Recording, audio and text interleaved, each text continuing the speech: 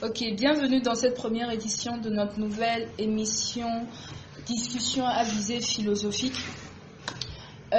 Aujourd'hui, nous allons débattre sur nous allons débattre sur un thème. Et nous avons choisi la citation La fonction de penser ne se délègue pas. C'est une citation du philosophe français Alain alias Émile Chartier. Ok. Donc, est-ce que déjà de base, vous savez ce que c'est que la discussion à visée philosophique, démocratique et philosophique? Vous n'avez aucune idée? Non, seulement un peu. Si, évidemment. Ok, pour faire vite, je vous dis, c'est un espace d'apprentissage à la citoyenneté réflexive. En fait, il n'y a pas cette pression scolaire sur vous. On vous demande juste de réfléchir de votre propre chef et d'essayer d'avoir l'esprit critique pour argumenter sur des thèmes, sur le thème de ce débat. Donc aujourd'hui, le thème d'aujourd'hui, c'est à quoi sert de discuter. À quoi ça sert de discuter? À quoi ça sert de discuter? Il y a différents sous-thèmes.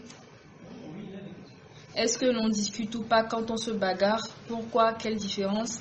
Est-ce que l'on discute ou pas quand on est injurié? Quelle différence? Qu'est-ce qui caractérise une discussion par rapport à une bagarre ou des injures?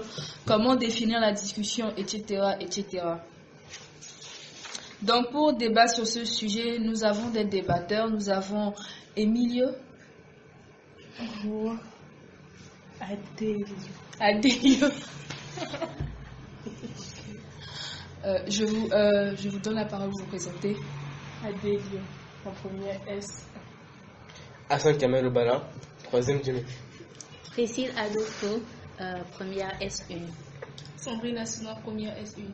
Ok, donc maintenant que tout le monde à la table a été présenté, sauf moi, l'animatrice Pénissa Ruth, en terminale S2, nous allons commencer le débat.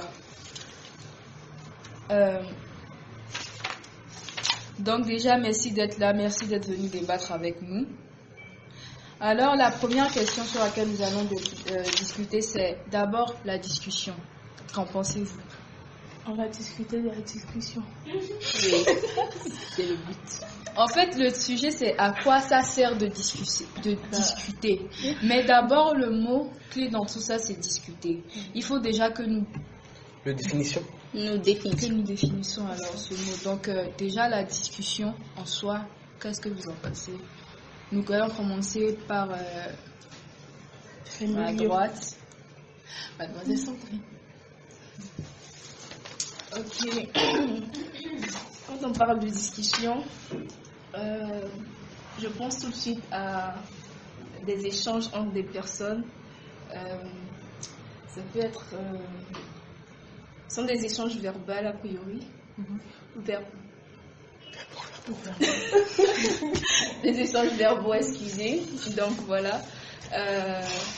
Et qui emmènent les partenaires à communiquer entre eux. Voilà.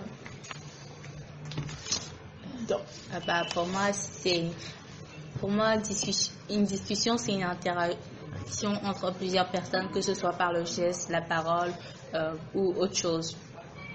Ok.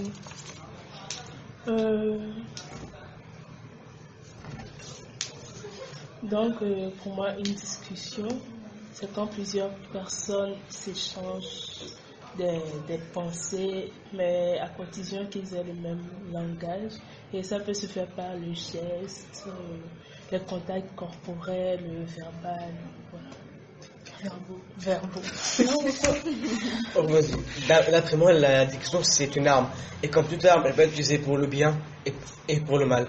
Donc cela nous donne un portrait à double tranchant de la discussion que j'aimerais creuser durant ce débat. On demande, je sais pas. Ok, donc vous avez donné votre avis sur ce que vous pensez être la discussion, la définition de la discussion.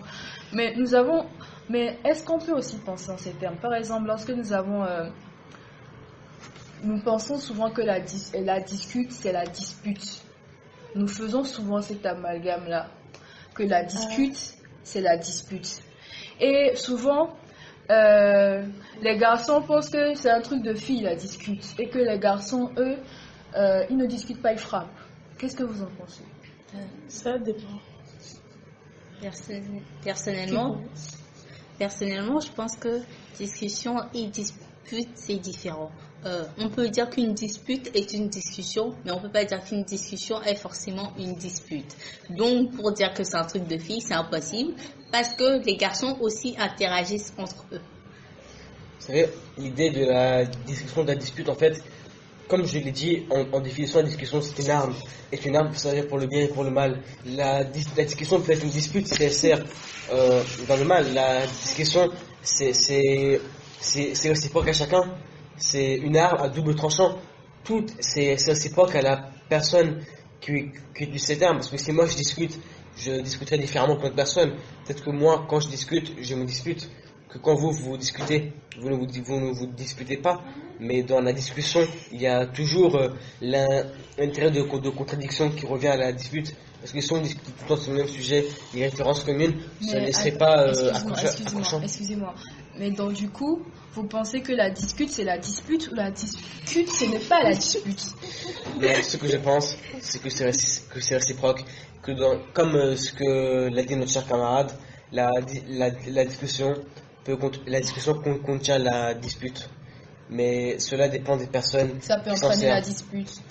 Je dirais que la dispute c'est une forme de discussion comme tout autre. Cela dépend des personnes qui discutent. Je suis d'accord avec M. Canet. Et je pense que voilà, la dispute c'est plus un terme positif et la dispute c'est plus négatif, mais je ne suis pas d'accord quand les garçons disent que c'est les filles qui discutent et tout, parce que les hommes, les gens dans le gouvernement, tout pour faire des affaires entre eux, ils discutent, ils ne se disputent pas, ils discutent. C'est la nature humaine. Et d'ailleurs, pour répondre à ça, mademoiselle Priscille a dit, elle a usé d'une logique implacable. Les garçons interagissent entre eux, donc du coup c'est une discute, c'est logique. Et voilà, comme elle a dit, la discute contient la dispute. Voilà. Donc pour vous, monsieur Kalel, la discute, ça peut être, c'est une arme en soi. Oui, une arme, comme toute chose d'ailleurs. Et pour vous, la discute, excusez-moi. Et pour vous, la discute, c'est un moyen d'interagir avec l'autre? Pour moi, la discussion, c'est n'importe quelle forme d'interaction, que ce soit une arme, que ce soit pour le plaisir, que ce soit pour manipuler les autres aussi. Ouais. Vous voyez, l'arme, c'est une métaphore. Toute chose à son côté sans. Oui, l'arme, c'est une métaphore, ce n'est que la nature humaine que nous usons. En gros, je veux dire que je suis plutôt d'accord avec Amel. C'est réciproque. Tout à double tranchant. Après tout, que les garçons pensent que la discussion est pour les filles, c'est un peu la nature humaine. Peut-être que pour eux, c'est considéré comme une honte, donc ils veulent s'en défaire. Cela dépend de leur point de vue. C'est la nature de chacun qui prend le dessus. Donc maintenant, vous avez tous discuté à propos de la discussion, ce que c'est. Maintenant, nous allons à la prochaine question. Quand on discute, c'est plutôt mieux quand on est d'accord ou lorsqu'on s'oppose ou lorsqu'on se complète? Je pense que ça dépend. Parce que si moi, par exemple, je veux discuter avec quelqu'un, ça peut être dans tous les sens, discuter par plaisir, discuter pour m'enrichir. C'est pour ça qu'on a créé les débats. Voilà. Bon, je la rejoins. Ouais, voilà. Il y a différents types de discussions. Personnellement, moi, je pense que le mieux dans une discussion, c'est quand il y a le tout. Pour pouvoir se compléter, il faut savoir s'opposer. Mais pour pouvoir parvenir à une discussion qui n'est pas trop perdue, il faut quand même qu'on soit d'accord sur certains points. Il y a différents désaccords. Donc les trois se complètent en soi. Oui. Il n'y a pas de point commun, ce point divergent. J'ai pas compris pourquoi tu as dit il faut s'opposer pour se compléter. Si tu es d'accord avec la personne, tu dis la même chose tout le temps, qu'est-ce que tu vas prendre de l'autre? Rien. Justement, il faut être pareil pour pouvoir se compléter. Non, il faut s'opposer pour pouvoir se compléter. Oui, je suis d'accord avec elle.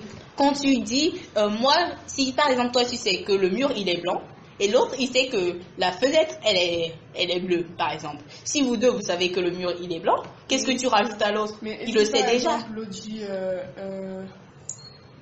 disons, bon, admettons qu'ils ont des comportements très opposés, quelqu'un un peu plus réactif que l'autre. S'il lui dit par exemple j'aime le chocolat, elle dit non, moi je préfère la fraise, écoute, ça va devenir un tiraillement. Justement, tu complètes la personne en lui rajoutant l'information que toi, tu aimes la fraise. Donc, Tu as complété son centre d'information sur toi. Eh ben dis donc, on va Donc, dormir je pense moins que bêta, l'autre, sachant ça, que l'autre ça aime la rejoint. fraise. Ça peut être utile. Imagine cette personne est le chef d'État et tu dois le convaincre de quelque chose. Tu te Donc, ramènes avec un paillet de fraises donc, et voilà, le tour est donc, joué. Kamel a raison quand il dit que la discussion, c'est une arme. Parce que ça permet de se Excusez-moi, défendre. Oui, voilà, en fait, aussi, en fait, il est je dois d'accord, je savoir suis d'accord une chose. avec lui. C'est hors contexte, mais je voudrais vraiment savoir. C'est Kamel ou c'est Kalel? Kamel, veuillez ne pas me confondre avec une autre élève de ma classe, s'il vous plaît. Ah bon, il y a une personne qui s'appelle Kalel. Kamel. Ok, Kamel. Vous l'appelez aussi Hassan si vous voulez, ou bien avec mon Non, surnom, Kamel, peu importe. Kamel. Ok. Gabelle, c'est ça. Donc j'ai eu. Et vous? Non, je suis d'accord avec mademoiselle Priscille et aussi avec mademoiselle Adevio. Tout ce qui est de la Vous êtes d'accord complémentarité avec- des éléments. Vous êtes d'accord avec Oui, moi? je dirais que tous nos idées se rejoignent. Oui. Entre autres, si Nous on nous résume rejoignons tout, beaucoup, nous si on rejoignons rejoint beaucoup. toutes les idéologies, Nous comprenons. Ok. les idéologies ne sont pas complètes. On ne peut pas donner d'avis personnel. So, Vous pouvez m'excuser. nous allons maintenant passer à la prochaine question. À quoi ça sert de dire discuter si j'ai déjà mes idées? Quoi? À quoi ça sert de dire discuter si j'ai déjà mes idées? Je pense que discuter, c'est déjà avoir des points de vue différents avec quelqu'un. Ça rejoint le contexte de Priscille quand il dit que voilà, Mais discuter, déjà, ça excuse-moi. dépend des points de vue et tout. Mais déjà, si tu as tes idées à toi, tu sais que ça c'est ça, à quoi ça sert encore d'interagir avec l'autre sur ça? Moi, Mais si cette personne ne discute pas, donc ça veut dire qu'on a tous les mêmes idées en fait. Donc si tout le monde n'a pas les mêmes idées, je peux avoir l'idée que, je sais pas, dans 2 ans, c'est la fin du monde. Bah, pour moi, peut-être c'est ça, mais pour une personne d'autre, ben non, pas du tout, c'est absurde. Mais si je discute pas, dans ma tête, ça sera toujours la même chose. Donc c'est un peu. Alors, quand- la discussion, On ça regarde. permet d'élargir nos horizons. Il y a des informations que toi tu sais, mais il y a d'autres personnes qui savent plus ou autre chose. Donc, mettre en commun ces informations, au final, vous saurez tous les deux fois plus de choses. en théorie, ce qu'on doit dire, on ne sait jamais rien, il faut toujours apprendre. Voilà. Oui, Parce La que quand première- on dit, je ne sais qu'une chose, que je sais. C'est ça. voilà, exactement. Je viens de sortir On mon ne- cours de philo. On ne peut jamais La dire, occasion. on ne peut jamais dire je sais parce qu'on ne sait jamais rien. Tout ce qu'on sait, c'est qu'on ne sait pas. Donc si l'autre peut nous apprendre ce que l'on ne sait pas, on sait toujours, on sait quelque chose, mais on ne sait toujours pas.